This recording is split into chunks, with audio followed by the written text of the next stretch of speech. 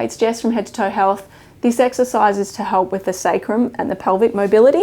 So you're going to get a rolled up towel, put it underneath the pelvis, just below the lower back.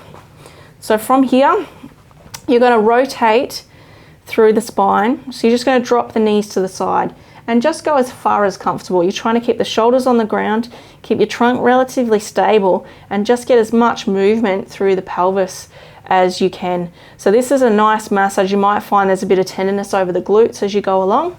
The towel should be under the iliac crest, so below the iliac crest. So if you put your hands on the firmer parts of the pelvic bone, you should be able to come down to the top of the towel.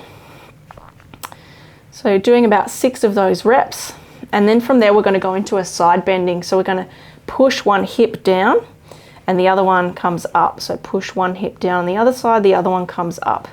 So this might be a bit of an exercise for the core or the abs. Okay, so again, we're going to do 6 of those each side. So we're looking at mobilizing through the lower back, through the hips and through the pelvis and helping that sacral movement.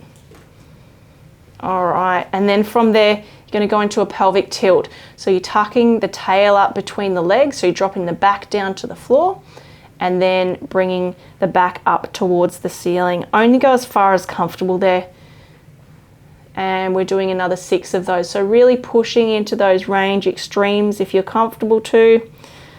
Just exploring those possible restrictions that you might be able to open up.